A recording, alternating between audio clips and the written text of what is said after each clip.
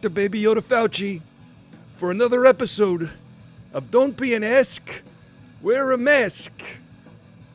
Now, it's very important that you wear a mask, everybody. This is the coronavirus update. It's coming from you from a small green alien. If I look like I'm not of the planet Earth, it's probably because you might be infected. There are as many as 20 million people who are infected that don't know it.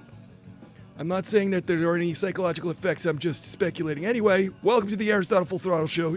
Take it away, Aristotle Full Throttle. Hey, everybody. How are you? I'm Aristotle Full Throttle, and I'm happy to see you. I didn't just stick my finger in an electric socket. This is just my excitement, my joy upon seeing your face, theoretically, ephemerally. I don't see, it's weird. I don't see you guys. We should have a chat. Don't forget to wear your mask, ladies and gentlemen. Today we're talking about reluctant team-ups. Have you ever watched a movie where there's two characters, they meet, and they're like, why are these people, they don't even like each other. I don't understand. They're fighting. Everything they say is just in opposition to one another. Yeah, watch out, everybody. If you don't wear your mask, I'm gonna give you a Fauci ouchie. I'm gonna smack you. You'll feel that. Thank you guys for joining me. Hello, Veronica. It's just you and me right now, so let's not make too much noise. We'll scare off any newcomers. It always takes a few minutes. It takes a couple seconds for people to show up. That's fine. I'm happy to see you guys. It's really great. My mouse is dead, so that's fine. We're just gonna have no mouse today. It'll be great. Every day, there's a new thing. I have a new microphone. It's wonderful. I don't know if you could hear it on Instagram if it sounds better. Hey, Popcorn Passport, welcome. We're just shooting the breeze right now because we're going to get into the discussion pretty soon. Dr. Fauci was back in the news today. I always start out with the news. We try to stay relevant here. Isn't that like the game of social media? Just try to stay relevant. Just try to stay at the tips of people's minds. You gotta find the new thing every time, and right now I'm doing the TikTok thing, so you guys should follow me on TikTok also. Subscribe on YouTube. Subscribe on all the things. Aristotle Full Throttle. I was watching the update, the coronavirus task force today on the news, and they got Dr. Anthony Fauci back out there, setting people straight. It's actually really important that people start to realize that there are really consequences to what's going on out there right now. So, thank you very much. I'm going to have to use the keyboard for the shortcut quick keys for everything today, and I have to go back into my memory banks and remember those. But guys, it's supremely important that we all look after one another. Actually, not look after one another. Let me clarify that. Just don't be a dick. That should be a general rule in life, right?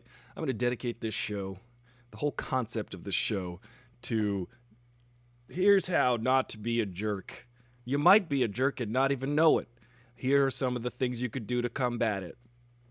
And that's basically where the society is at on many levels. Our society is revealing itself during this pandemic and during this crisis of, historic racism. Systemic racism. I think the problem with the whole racism thing is, now this will solve everything if you hear me out. It's just never gone away. It's always been there. So there needs to be an actual thing that changes it. There are a lot of people who are like, what you talking about, Willis? How is there racism? And me even quoting that show is kind of, it's kind of questionable, problematic even. And that is why. That's a perfect example of why.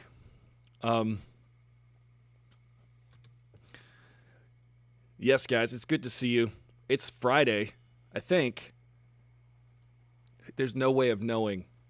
Hi, Mom. I think everyone's out having a good time at the beach, so I'm just going to launch right into it. Reluctant team-ups. Here's one, Dr. Fauci and the President. That seems like a reluctant team-up. You've got Dr. Fauci, who actually knows things like science. Science is one of those things that it seeks knowledge and truth. And it doesn't care about your political leanings. It doesn't care about anything. It just gets data and works with that data and presents the data.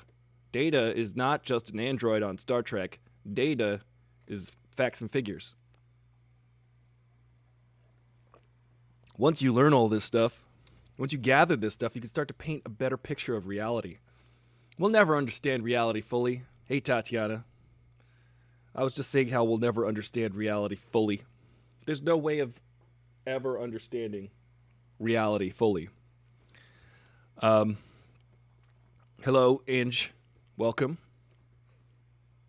And that's what science does, though. Science tries to do that as much as possible. It seeks to gather data. And the numbers, they don't lie. Hey, Kelsey. They don't lie about nothing. They're just like, hey, these are the numbers of things. They're not trying to say that these numbers are angry at you. They're just like, this is just how it is, guys. And the president wants to be like, if I put my fingers in my ears and close my eyes and go like this, la, la, la, la, la, then there's no science. We don't have to deal with the science telling us otherwise. And that is literally what the president is doing. I'm not even joking. The president is saying if we slow down the testing and stop the testing, he's really pushing to stop testing for coronavirus cases. Because when you test for coronavirus cases, you get numbers of coronavirus cases. You get more of them. And he's like, well, here's the most Bill and Ted solution of this problem, Mr. President. He's not even as smart as Bill or Ted. He's saying, hey, I have an idea, science. I'm the president. I know how to stop this global pandemic in the United States. I am going to show my leadership qualities and have some magical thinking and say, I know how to stop this coronavirus. We just don't look for it. If you tuck your feet, he has formed a task force, a boogeyman task force, to tell us that it's just a boogeyman and that everybody has to put their toes underneath the sheets. And that's basically the solution. But nobody wants to even do that. Right now, everyone's like, I don't want to put my toes underneath the sheets. I'm claustrophobic. I can't sleep like that. And Jimmy James, who is not with us, he's not dead. He's just not with us here.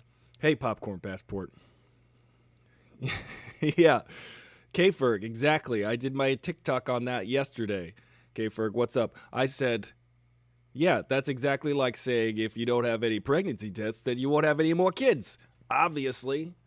Too many kids are being born. Hey, China, since you had that one-child policy for so long and just recently ended it because it's a weird, crazy, authoritarian idea that you could tell people how many kids they can have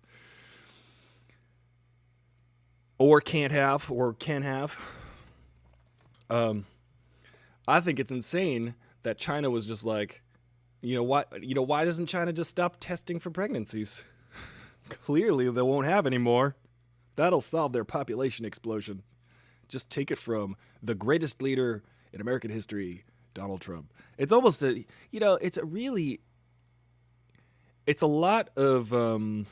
very exhausting to talk about Donald Trump. It really is. And here's why. Because he's just not going to change. So there's no point. There's no point in wasting your energy on Dr. Donald Trump. Science magician, Donald Trump. The guy who knows everything. Let's stop testing and therefore there will not be any more cases. Hey, Jeb Reese and Council of Blurds. Welcome to the Council of Blurds. Here we are today. We have joined us today. I feel like the Council of Blurds is very much like a Bill and Ted's like floating arena of like we should all be floating. Just floating and discussing, movies about Star Wars and stuff. But the president, he's not going to change. He's going to be the same guy. We got to just go, all right, well, what can we do? We can only look after ourselves. We can only take care of ourselves. And like I said at the beginning of the show, don't be a dick. Just wear your mask and just be kind to your fellow human being. And, stop complaining about your rights. There was a couple of Karens, a couple of Kyles and Kevins, and definitely some Felicias yesterday testifying in Seattle, Washington. If you saw that, it was really funny.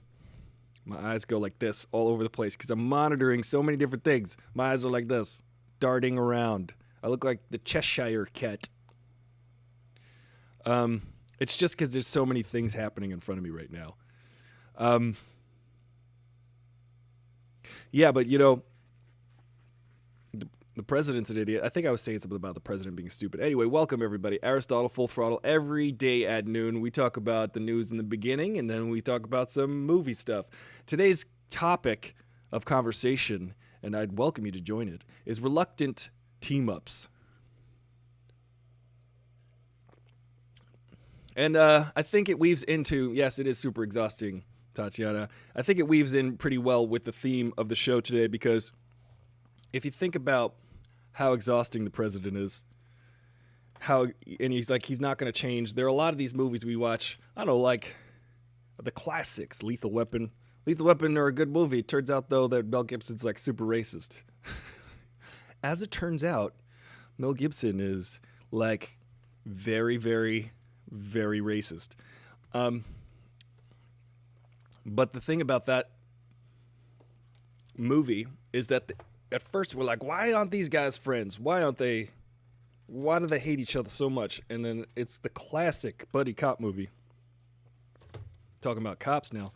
It's the classic buddy cop movie because they hate each other. They first see each other, they're like, I don't like you. Well, I don't like you either. And why is it so satisfying by the end of the movie that they become best friends? Why is that so satisfying? I enjoy that. I enjoy those kinds of movies. Last Boy Scout. I think they didn't even like each other all the way up until the end. Exhausting talking to Trump over a supporter who blame Obama for everything. Yeah, that's so true.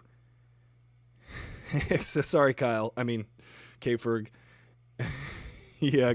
All right, I will no longer include Kyle in that. I'll just call them Kevins. Kevins and Karens. Sorry for all the Kevins and Karens who are decent people who aren't complainers. But you got dubbed that, and that's it's out of my control from now on. I know that it's pejorative, but I don't know what to tell you. It's change your name, I guess. I've changed mine 4 times. No, I haven't. Yeah, those people in Seattle. K-Ferg's bringing that up again. Yeah, they were going up to the mic and they were saying stuff like, the mask is killing people. Stop. You can't wear a mask. You can't tell people to wear a mask. It's killing people. Why are you telling us to wear a mask? Well, I don't know. We're just trying to tell you not to be a dick. But that's how you tell people are going to be crazy and that you have to go, well, okay, well, this is as much as I could work with this person. They will never hear facts. They don't like facts if they conflict with how they feel. And that's a problem, guys. What we have to work on is going, oh, I feel weird about these facts. Let me work on my feelings about these facts and let me try to learn to accept them in one way or another or work with them. However, there are so many friggin' people in this world. Most of them, I would contend, say, ouch, these facts don't match my feelings, so I am angry at these facts, and therefore they are wrong. And Dr. Fauci says, these are facts. These are straight facts. I'm Dr. Fauci. Ouchie. I'm gonna smack you if you don't listen to what I'm saying. Facts are facts. Okay, that's a fact check. All right, I'll be over here. You didn't get a slap yet, but maybe later. He's my co-host, my co-pilot. Yeah, guys, you gotta learn to deal with facts. Florida's blowing up. Arizona's blowing up. It's really sad. It's really sad. It's sad. Think about how sad this is, that America does not have a strong enough vibe going on, a unity.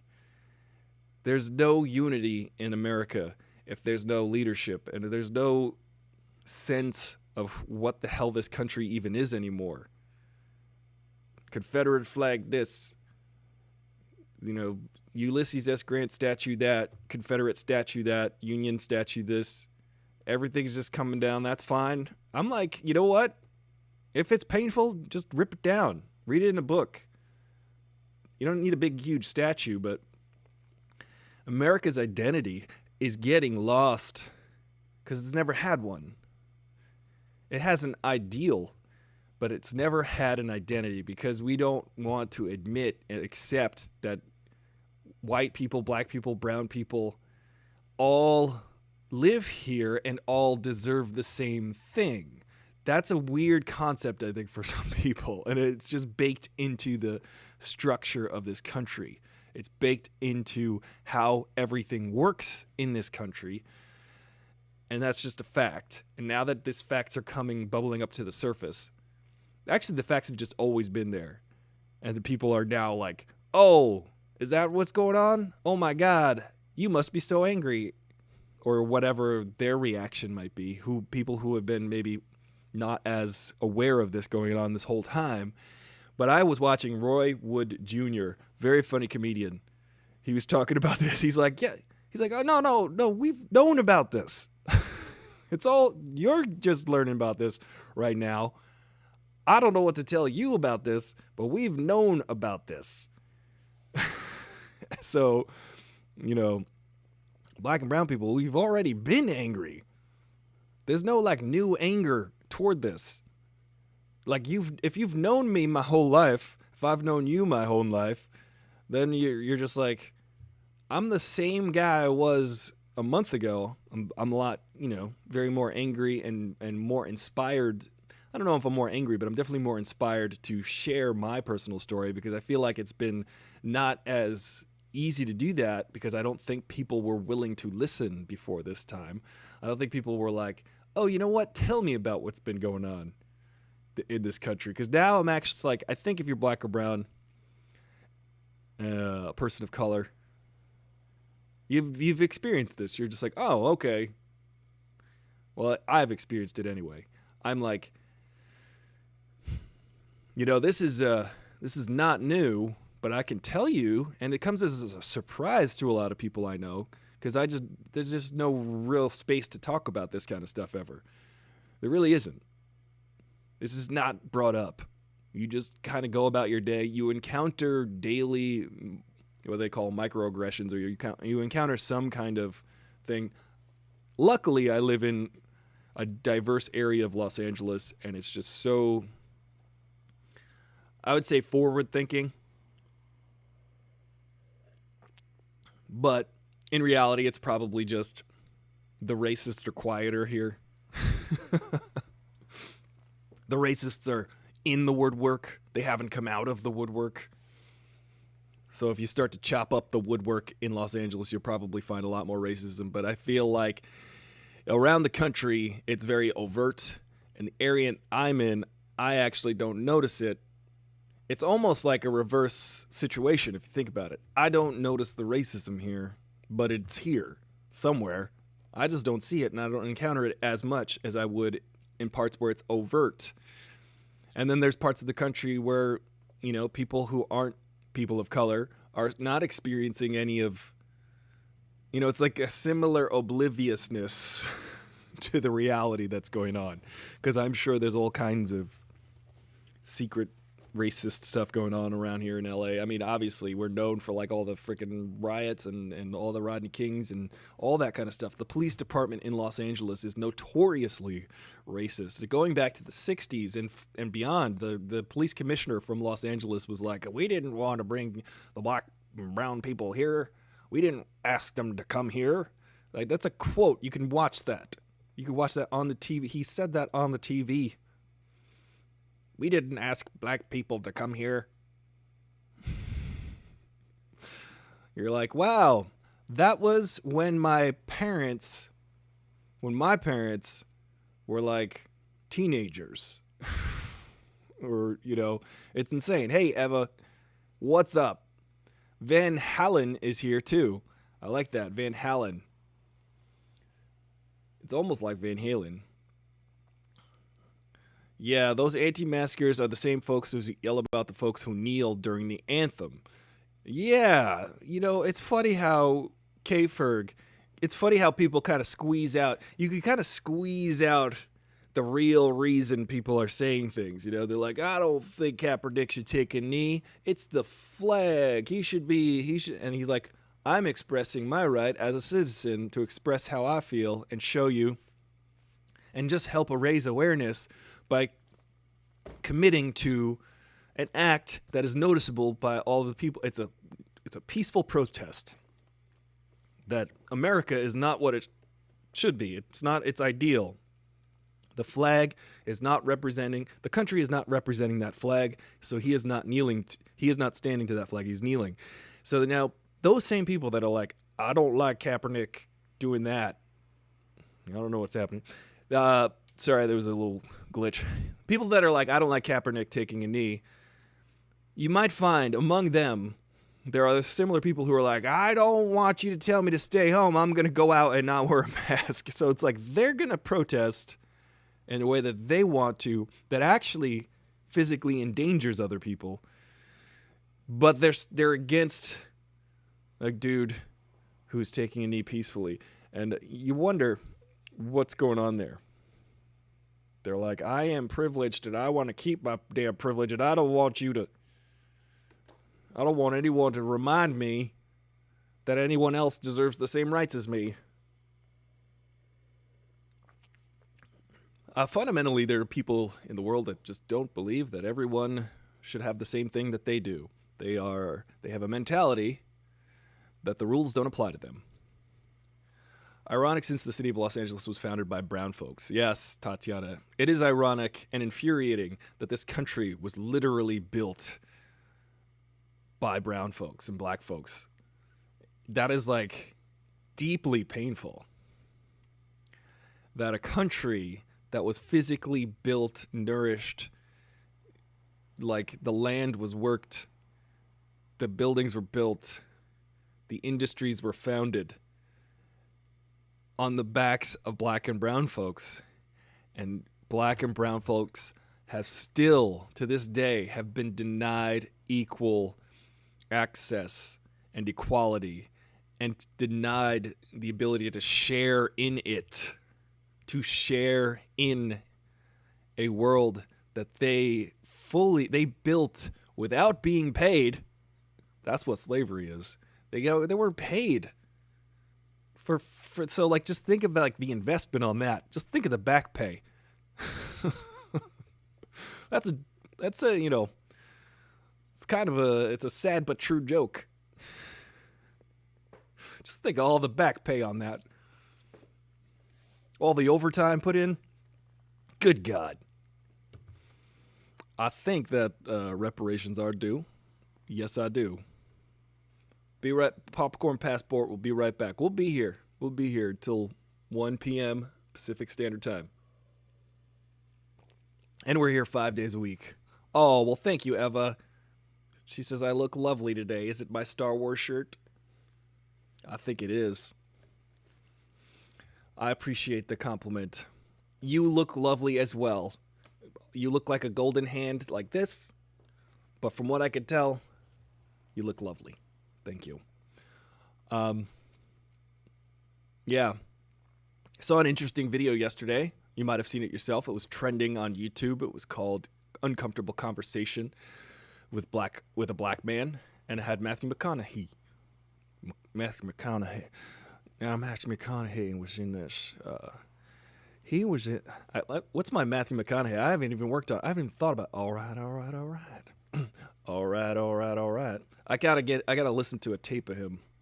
I have to actually physically get a magnetic tape, reel to reel, and listen to that. I can't listen to any other version of a recording of Matthew McConaughey in order to do his voice. I have to listen to a tape. I was watching this. It was actually pretty interesting, and it was funny because Matthew McConaughey is pretty cool for going, you know what, this dude, I saw his video. I wanted to use my celebrity and help raise awareness for this guy's video, so I'll be in the second video that he makes.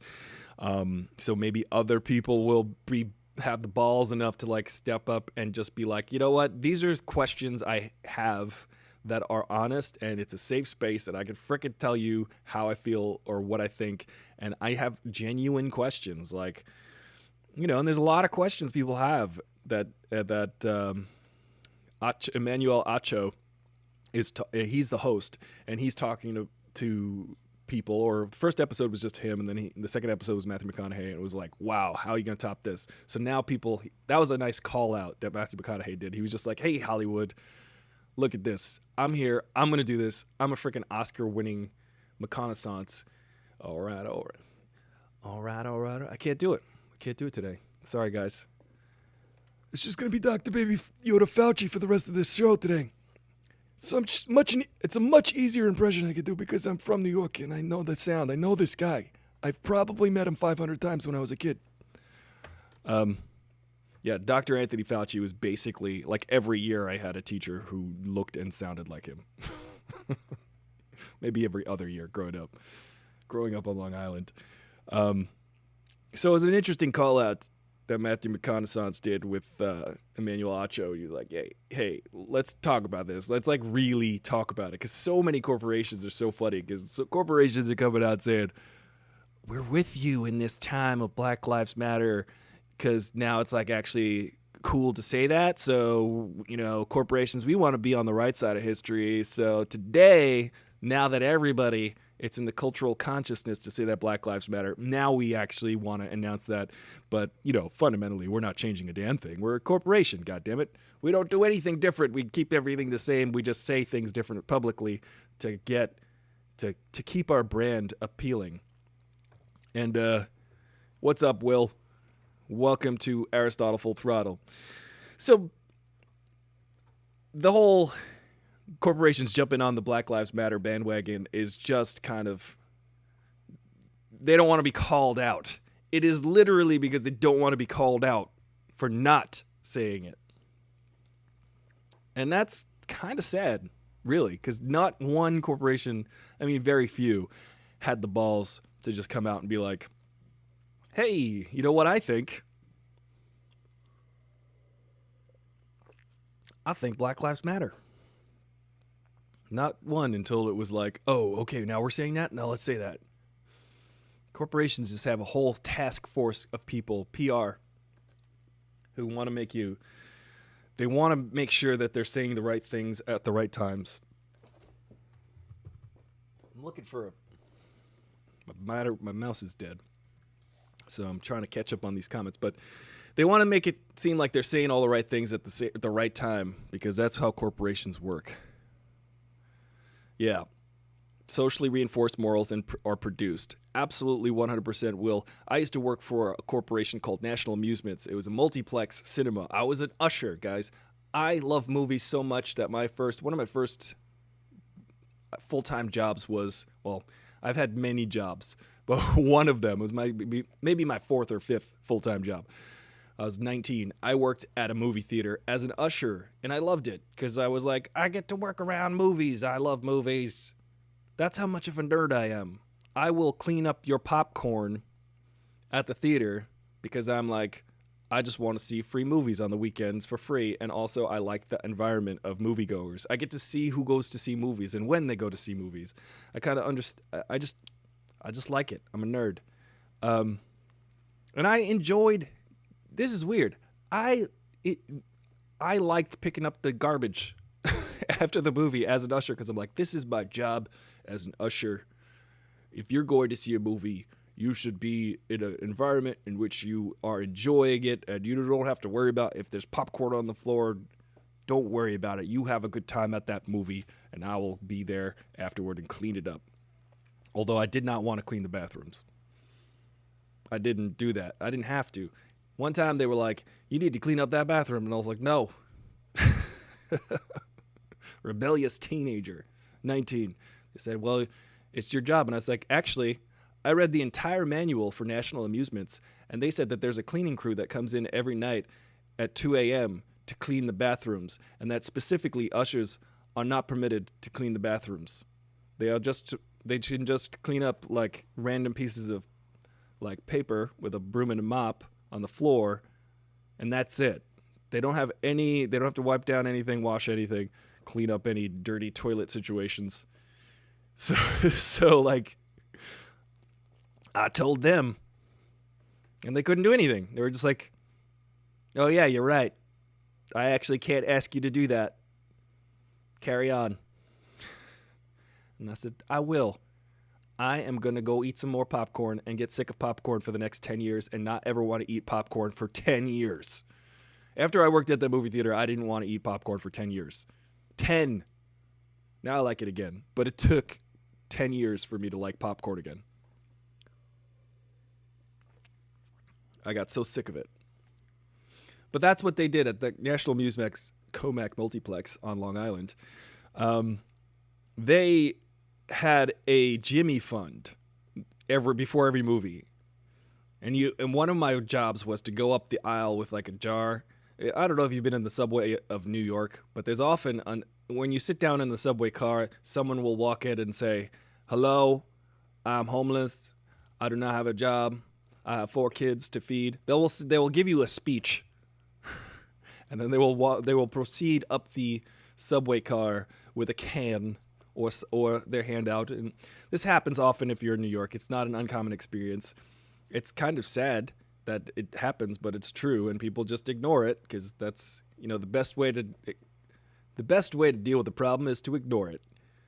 The problem of homelessness. So they would say, "This is the Jimmy Fund, and this is for kids with cancer," and National Amusements would have this 3-minute film strip that you would watch, and then after that was over, I'd go up the aisles and collect money from people in the audience who wanted to donate to the Jimmy Fund. And I was like, "What is all this Jimmy Fund about? What is the Jimmy Fund?" And I'm like, "Okay, Jimmy Fund isn't actually, it's a legitimate charity." So I said, "Go ahead." I didn't say go ahead. I just said, "Okay, interesting." But then I thought about it. I said, why does National Amusements want to donate to kids with cancer so much? It might sound like a weird statement. Obviously, everybody wants to donate to kids to find a cure for cancer. Nobody wants kids with cancer. But I'm like, why does National Amusements, this gigantic corporation, why do they want to do it? And I thought about it some more. And this ties in with exactly what we're saying about branding and everything. Because they just want to have a charity that they're associated with that is inoffensive on every level. Nobody doesn't want to save kids with cancer. Like, I actually live 2 blocks away from a children's cancer hospital in LA, right by the Scientology, that big blue Scientology building. But the point is, corporations, for better or for worse, because what ultimately ends up happening is these charities are funded. However, corporations don't give a crap. They just go, "Hey, we raised $12 million last year for the Jimmy Fund.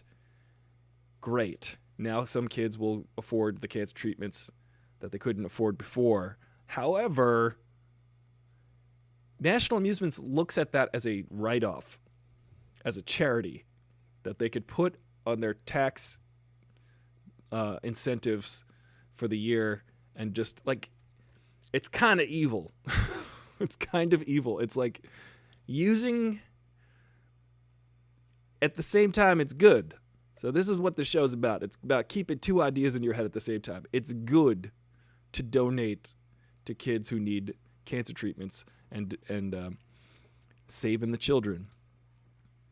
It's also kind of gross that the corporation looks at that as like, "Oh, well, we spent $12 million on charity that they didn't spend themselves. They raised it."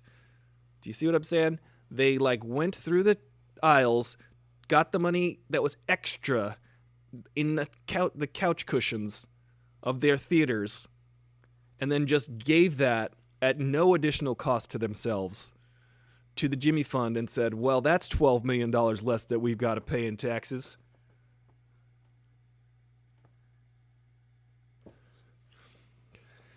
It's kind of gross. See what I'm saying? Am I weird for thinking that? Am I cynical for thinking that? I think Matthew McConaughey, though, is a different deal. I think the dude genuinely is like, well, I've won some Oscars. And I've seen some things. And it's all been all right. All right. I can't do a Matthew McConaughey impression. Sad. But I think he goes, I've seen some things. I would like to just be, I'm not doing anything right now. I'm not working. This dude has a good message. Something that I can do as Matthew McConaughey himself, who is genuinely concerned about this situation, which is what he seemed. He seemed very concerned about, obviously, the state of racial relations in this country, and was like, hey, you know what? I'm going to use my celebrity and help raise awareness to Emmanuel Acho. And just this service of like, look at this, people. This is actually human beings talking about the stuff that we cannot or have not or tried not to talk about for so long. Because why? Because it makes, and I'm going to say it, it makes white people uncomfortable. Let's think about that. Brown and black people generally don't bring this stuff up so as not to upset the whites. I say that in character. I don't speak like that, but there's a comedian who says that. So I'm not gonna own that fully. I just think it's a funny sounding thing. It's like a Dave Chappelle type of comedy. We don't want to upset the whites. Dave Chappelle's one of my favorite comedians of all time. And his brand is obviously a lot more edgier than mine. I would never say some of the things that he says. I disagree with a lot of things he says, but I think he's funny. I think he's one of the funniest human beings who's ever freaking held a microphone and stood on stage. But Dave Chappelle certainly is one of the funniest people I've ever seen in my life. We don't want to upset these folks. So now that literally Emmanuel Acho has a show called Uncomfortable Conversations with a Black Man, now it's like, look, this is uncomfortable. It's acknowledged that it's uncomfortable, and we're going to talk about it because, sorry that it's uncomfortable, but we're going to have to get through that because that's how we grow. I'm 6'3". I grew really fast. I had many growth spurts. I grew so fast that my legs, the ends of my bones, when they would hit together, the bursa, the pulpy ends of your bones as they grew so fast that they were raw all the time, and I would have the most incredible growing pains. Like if I just got tapped on the knee, I would fall down in excruciating pain. But I had to go through it. And now my knees are they're tip top. That's what happens. You can't just be like, I'm going to stay in bed all day when I'm growing up. No, you got to ride your bike to school, and then sometimes your pedal will go backward, your bicycle pedal, and it'll hit you in the knee, and then you will be brought to tears with how much pain you're in. And sometimes it's just unexpected. You like this knee analogy, guys? It's unexpected. You get hit in the knee. It starts to hurt, but you get through it. It's a momentary excruciating pain sometimes, but you got to go through it. And that's what we're going through right now. And a lot of times buddy cop movies are like that too. Remember 48 Hours with Eddie Murphy and Nick Nolte? They did not want to team up. They were unfriendly with each other. Guys, if you're on Facebook, I can't see your comments right now. I have no control over my computer. My mouse is dead, and I don't have a charger for it. So if you're on Facebook, hello, welcome. Thank you for joining us. Thank you for shopping. I appreciate your participation in the show. I've been meaning to watch Uncomfortable Conversations with the Black Man. I'll get on that. Yeah, Tatiana, I'm really looking forward to future episodes because want to see more delving into just the nitty-gritty of what people are really thinking and feeling, like on all sides of the coin, on all sides. Like, I'm sure that like people of Asian descent, people of all different descent from all over the world will be on that show. Because Emmanuel Acho can represent himself, because it's literally a black man. It's conversations, uncomfortable conversations with a black man. It's not, and he himself, interestingly enough, he's just like, look, I don't know the answer to this one. Maybe I know the answer to this. Is how my experience is. This is the research I did, came up with this. He's not trying to answer every question definitively and decisively. He just wants to start the conversation so that people can feel more comfortable and just learn. Is we learning? Chappelle is backed by some great additional writers, Neil Brennan and Charlie Murphy. Yes, indeed, Charlie Murphy, R.I.P. Neil Brennan is also incredibly talented. I loved his awarding of the Mark Twain Prize to Dave Chappelle. His speech was very good. And he's also a really interesting dude because Neil Brennan happens to be, I guess, Jewish American. That's an assumption. I don't know. He's got a really interesting stand-up career, and he's a writing partner with Dave Chappelle, and the two of them working together, it's cool to see the result, because Chappelle, especially in the Chappelle Show, it's good to have a writer's room of people from all different backgrounds. My favorite show, one of my favorite shows as a kid, guys, probably some of you too. I know that some of you have mentioned, shown some love, but In Living Color. When I was a kid, that show was really freaking hilarious. I used to watch that show with my buddy, Jose. Like, we were kids on the phone. We would watch In Living Color and be cracking up. And Jose, he was born in Guatemala, and he was growing up on Long Island. And I was brown, and he's brown. So we were just like, we would watch this show and we would die laughing because of all of the obvious truths that people of color and women and minorities of all kinds would experience. And that's the beauty of that show. It was just like, it would just lean hard into individual experiences and also shared experiences of all types of people in this country. A lot of people were like, and they just did it so unabashedly. It would have been so... They need to bring that show back. What do you guys think? How unlikely is that matchup? How reluctant would that be? What network would put In Living Color back on? Wouldn't you guys like to see In Living Color? Imagine Jim Carrey came back. Imagine Jamie Foxx came back. Imagine the Wayans brothers and Kim Wayans. Oh man, I'm getting so nuts. Tommy Davison, David Allen Greer. Could you imagine all these friggin' home run hitters coming back? SW1. I think, Will, they should have a new cast, but also have the old cast, just like SNL. Why isn't In Living Color as big as SNL? It was basically a taped Mad TV, before Mad TV, during SNL, and it was on Sunday nights. I think they should have an original cast, but also Keenan Ivory Wayans can bring it back. The dude is like a billionaire. He's a mogul.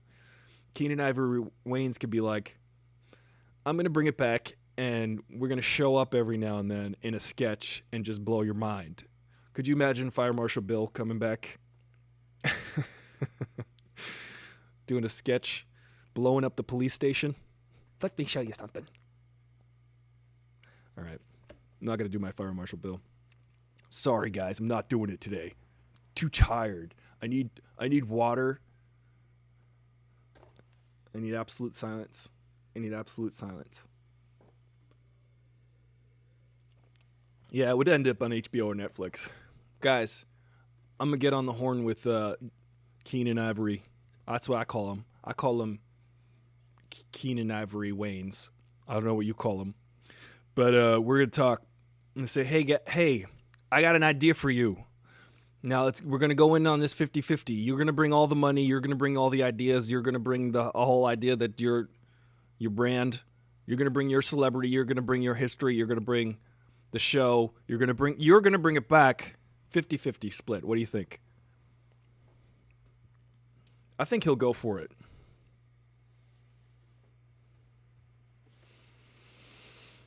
I agree. Honest and challenging conversation is how we grow. Tatiana, that is absolutely true. Transparent conversation is where it's at. Being honest with your answers is where it's at. Also, 2 turntables and a microphone is where it's at. Let me know if...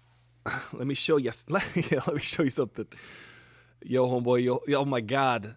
K-Ferg, you're bringing me back. I was watching these sketches last year. I remember I was watching Mo Money, Mo Money, Mo Money. Those are the greatest sketches. Oh, that is like the most... That sketch, among others, is probably the most inspiring for me to be doing this silly junk that I do, the silliness that I do with Dr. Fauci and all that. But those characters that they would play, the fact that I would even go to like the UCB improv school and all of that fun stuff, to me, comes from those roots, comes from the fact that the Mo Money, Mo Money. Oh my God, it's so good. It's so good. And it's funny because the angle on the comedy, I'm bringing up a sketch where Keenan and Damon Wayans they would do a thing where they were like in an alleyway and you were like, these guys they seem like they're up to no good for some reason. I don't understand what. And basically some things have fallen off a truck. Like literally they'll have a truck that they don't know how the truck got there, but a lot of merchandise has fallen off that truck. And they're from like the inner city and they've got that sort of stereotypical, but it's a commentary on the fact. And they were selling the things that were on the back of the truck that they didn't even know what the products were sometimes. And they had to figure out a hustle. They had to figure out how to sell these things. They were like, look at this giant TV. You could put this. It was amazing that they would have a TV show. It was kind of like the Home Shopping Network, obviously, where they would sell stolen goods on TV.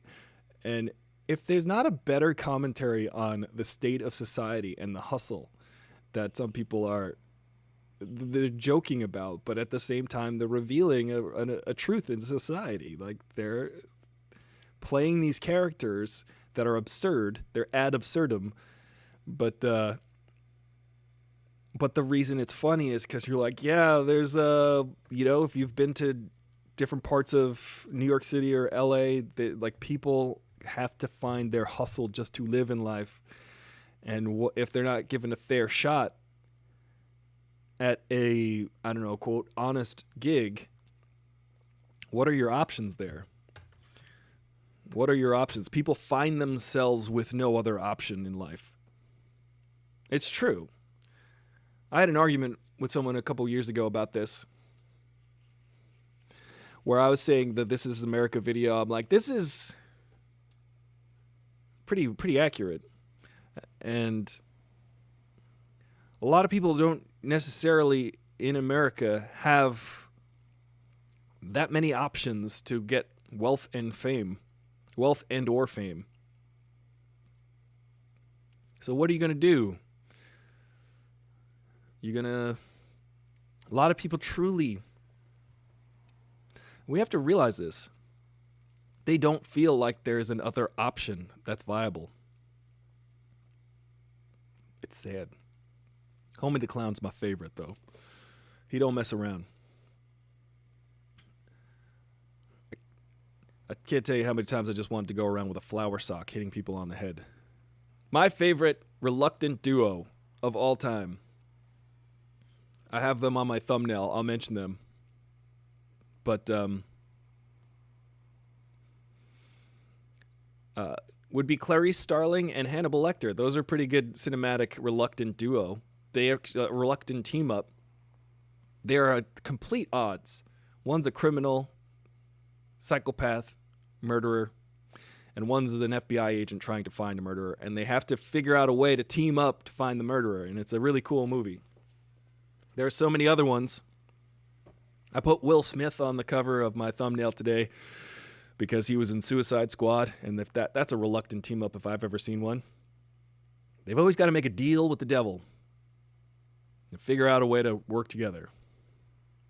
Tommy Davidson's Sugar Ray Leonard impression was amazing. This is what Will is sharing with us, and I completely, wholeheartedly agree with you.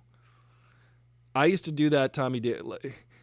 It was amazing to watch, but it's probably incredibly inappropriate to imitate. But I would have so much fun saying all of those things. Yeah, and then David Alan Grier would do Muhammad Ali and stuff you just can't get away with today.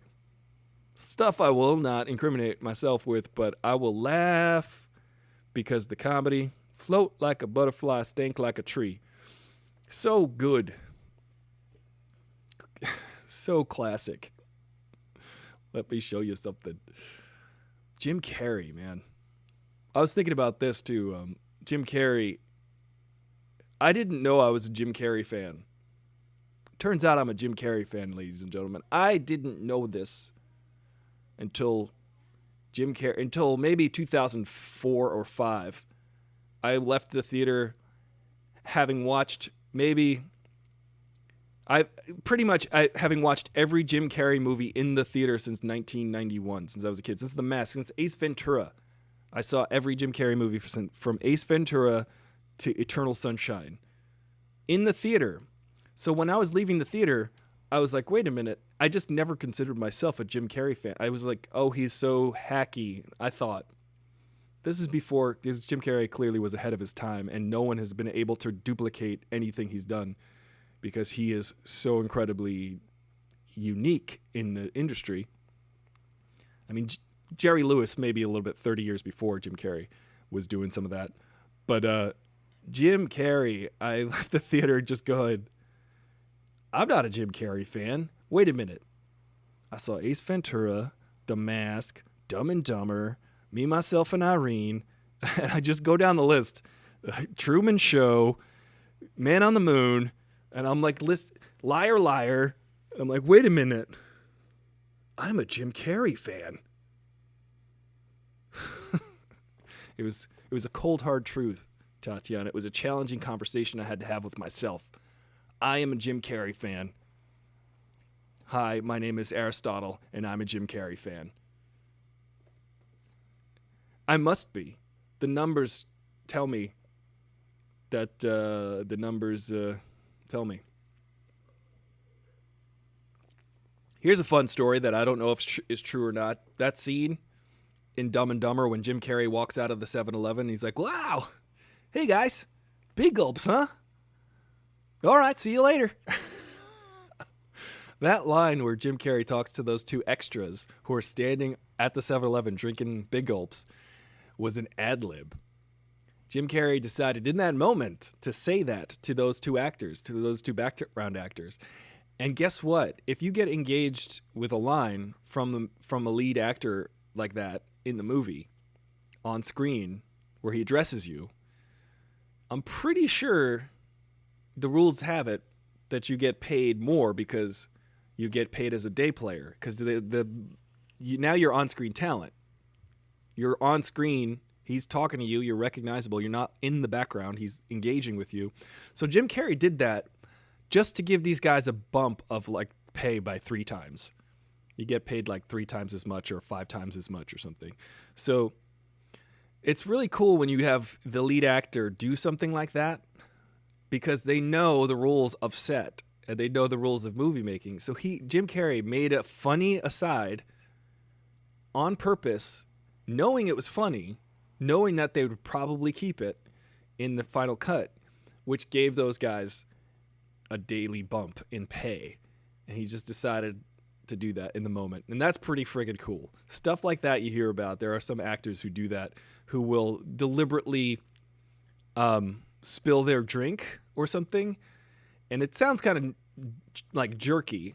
Or they'll like flick water. If you just flick water or light up a cigarette in a room, on the spot, you decide to light up a cigarette in a scene, Every one of those background actors in that scene with you now gets extra money because they either got wet, it's called a wet bump, or a smoke bump. If you get wet, you get smoke. If you're standing in a room where there's a smoke machine, you get extra money for enduring that hardship. So there are some actors who will do that, who will just go, oh, we've got extras on set today. We work for HBO. Why don't I just hit up production for like another, I don't know, a few $1,000s? It's not going to really cost HBO in the long run that much, but these guys will be able to eat for another week. So there's a bunch of actors trying to get on set daily because that's their job, that's their livelihood. Why don't I make it worthwhile for everybody and just go against what the scene is written and just decide in the moment that I'm going to touch somebody and put my arm around them, talk to them while I'm in the scene, and then bring them into the scene and then give them more money for that. I think that's pretty cool. Tatiana, I agree with you. Jim Carrey is a physical comedy genius. Absolutely 100%. He is unparalleled. If you do look back at some of Jerry Lewis back in the day, Jerry Lewis could do some incredible pratfalls, and he was kind of skinny and goofy, a lot like Jim Carrey. You can see how Jim Carrey studied people like Jerry Lewis and Buster Keaton to get to that level. And there's only a few people in the last 100 years who can be at that level. And I will say their names that come to mind. Buster Keaton, Charlie Chaplin, physical comedy. Physically, what they were doing was just incredible to watch. Jerry Lewis, Jim Carrey, and Jackie Chan. I think those are the folks that where you watch them and what they're doing is so unique and incredibly difficult. Jackie Chan might be Jackie Chan and Buster Keaton are probably the most death-defying of all of those people, because Buster Keaton didn't have any kind of special, well, Jackie Chan didn't either, but Buster Keaton, there was no precedent. Buster Keaton would jump onto a moving train because he thought he had to. But also, what's her name? Deborah Chow? Who was in Super Cop? She was driving a motorbike. She never drove a motorbike before, but then she never drove a motorbike before, but she drove a motorbike onto a moving train, jumped from one car to the next, having never drove. Some folks are just insane. Jim Carrey's, in the last minute and 45 seconds on Instagram, Jim Carrey, is the most memorable moment in Living Color was Varicose spat tobacco on Keenan. And at the end of the season, they talked about that behind-the-scenes special. Jim Carrey, I always view as the heir apparent to Robin Williams, Tom Hanks, comic actor. Yeah, Tom Hanks was pretty funny in the 80s physically. He'd do a lot of funny stuff. You just kind of let the camera roll on Tom Hanks, and he would end up doing something funny. Bill Murray pulled that transition around the same time. Early enough, he had those surreal plots to react to, and Jim Carrey got cast in them. Then Will Ferrell. Yeah, I would say, yeah, stranger than Will Ferrell. He's pretty funny. Though the physical contortions that people like Jackie Chan, the dedication to the martial artistry of Jackie Chan, but also the comedy. Jackie Chan is equal parts Charlie Chaplin, but then like next level. Charlie Chaplin if he knew Kung Fu. Kind of amazing. I was frustrated with that new Karate Kid movie because they shouldn't have called it The Karate Kid, because karate is a Japanese art form, and the movie takes place in, I think, Hong Kong, and you're like, Hong Kong's in China, why don't they call this the Kung Fu Kid? Like, why can't they just rebrand it the Kung Fu Kid? Kung Fu. I was frustrated. It was a missed opportunity. They were just piggybacking on, and that's also a reluctant team up. Mr. Miyagi and Daniel-san. Also Jackie Chan and Jaden Smith. Carrey in the 2 moments where he showed off his acting chops before. Yeah, Jim Carrey got good at acting because you could tell he's a very disciplined guy. But I'll see you guys on Monday. Have a great weekend on Instagram. Yeah, I think that I think they should have just rebranded it. They should have just rebranded the Karate Kid that they came out with a few years ago to the Kung Fu Kid. I think it's even more catchy. What do you think? Let me know. Well, guys, if you're watching still, I appreciate you. We're gonna, take a weekend. I hope you guys can take a weekend, just relax, and stay safe. It's really tough right now. The numbers that are coming out of Florida, the numbers that are coming out of Texas and Arizona for the coronavirus are very concerning. Well, have a good night. Have a great weekend. I don't know what to say other than what I've been saying. Keep your eyes open, your heart open, and your mind open. But, cover your mouth and nose. That's the best I could say right now. Dr. Anthony, Baby Yoda Fauci is going to take us out. Thank you guys for watching. I hope you all have a wonderful weekend. You're very beautiful. Each and every one of you. Don't let nobody tell you different. I'm going to eat a lizard sandwich. Listen, I'm an alien, okay? I eat things like lizards and bats. It's part of my diet. It's healthy. All right? You have a wonderful weekend. That was Aristotle Full Throttle, you bro, and they know what the fro. I'm Dr. Baby Yoda Fauci. And don't be a moron. Don't get a Fauci ouchie. I'm gonna slap you in the face if you don't wear a mask, and you'll feel the wrath. All right, good night, guys. Have a wonderful time.